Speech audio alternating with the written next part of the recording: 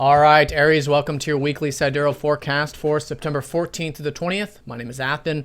So we had that solar eclipse in that fifth house of yours, which is about that creativity, self-expression, children for some of you, romance, and you still have a lot of energy here. You've got Mars still here, Venus, Jupiter still expanding that particular area of your life. So things will continue to unfold. And, this is the major transformations over the next 6 months here. So whether you notice it this week or the next coming weeks or the next coming months, this is the theme now, which will be culminating now for the next 6 months. So let's go and look at the transit graph and see what's going on here with the other planets, other planetary aspects this week. Now, right after that solar eclipse, we had Jupiter opposing up to Neptune. And I talked a little bit about this in the last weekly. And this is going to be a major energy of the week. And it goes exact on Thursday, which is an interesting day, actually. That's when Mercury goes retrograde. We have this aspect ending and then Saturn sextiling the North Node starting. So it's kind of this pivotal point here. And I want to look at what this looks like for you in terms of this Jupiter opposite Neptune, because that will be a very important energy this week. Neptune, which rules naturally your philosophy on life, your spirituality, your outlook, your life path in many ways, opposing up to a very spiritual planet, Neptune, which is about going with the flow, trust, faith, all of that kind of energy. So for you, Aries in particular, it's very important that you do have this sort of grounded, realistic perspective on your spirituality, but yet you have that compassion, yet you have that trust and faith in the whole process. It's that interesting balance between the two. And that's what we usually want to do with Neptune, is anchor those spiritual energies here on Earth in that grounded way.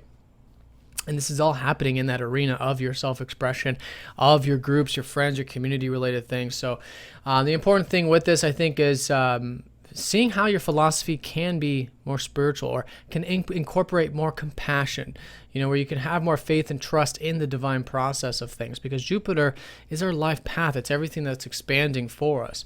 And there can be a lot of, visions. There can be a lot of fantasies even with this. So it's important to stay grounded. It's important to take things nice and slow, and to implement those Neptunian energies into that self-expression or anything else that you might be creatively involved with this week. So that's going to be a high point. I feel like it's really coming from these new beginnings around that fifth house with that solar eclipse.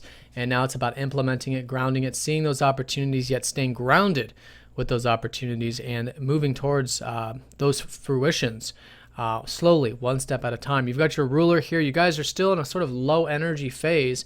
Your ruler likes to be at the top of the chart, is in a good position finally in Leo, which is nice. So probably over the past couple of weeks, you guys' self-expression's probably been a whole lot easier, and maybe energy levels have been increasing since then.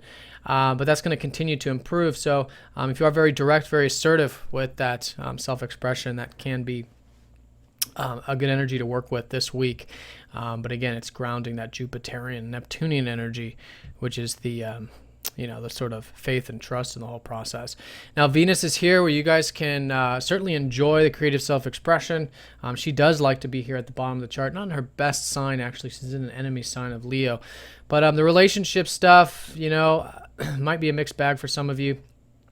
But you'll notice that stuff is starting to gain steam now that Venus is direct, and maybe even the financial stuff is starting to gain steam as well since the past couple weeks. But this Mercury retrograde, let's talk about this. It's going to be station retrograde here Thursday. So if you guys have been thinking quite a bit about the routine stuff or taking care of the daily activities, maybe with your health, your diet, work environment, all of that's now going into a reflective time period now for the next few weeks, where you have a chance to redo, restructure, change up that routine. And now with the sun shifting into that sixth house of yours this week on Thursday, there is illumination. There is a lot of awareness about how important health is to our life force energy, to our prana, how important it is to make sure we have energy management, time management. And these are some things that if you aren't already focused on, you'll certainly have the energy to focus on that this week, and there can be some shifting there. This is also shifting with the way you communicate in general, since Mercury does rule both your third and that sixth house of yours.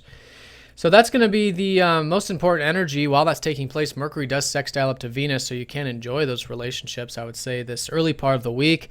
Good for maybe the finances and that kind of thing as well. But it is just an opening. It's a minor sort of aspect, maybe just thinking about it. Maybe there's just this social kind of communicative energy of it. Maybe that prompts some of this reflection on how you're communicating and stuff with Mercury retrograde on Thursday.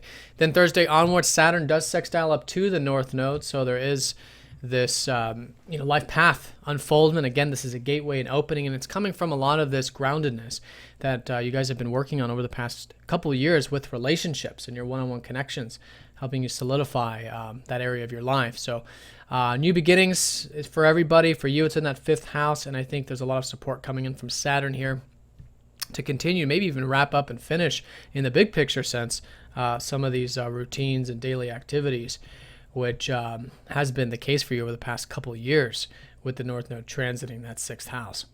So Aries, have a good week. If you guys have any questions, please let me know. This was, of course, for Sidereal Astrology. So for more information on that, do check the description because your sign might be different.